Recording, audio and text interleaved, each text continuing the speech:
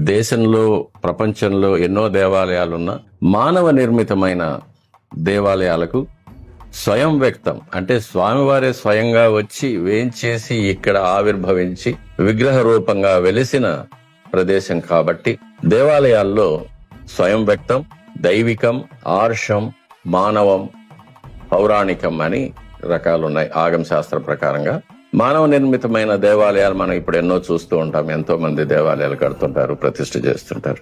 ఆర్షం అనేది వశిష్ఠాది మహర్షులు, అగస్త్యులు ఇలాంటి మహర్షులు ప్రతిష్ఠించిన దేవాలయాలు, అగస్త్యేశ్వర స్వామి మొదలైన దేవాలయాలు.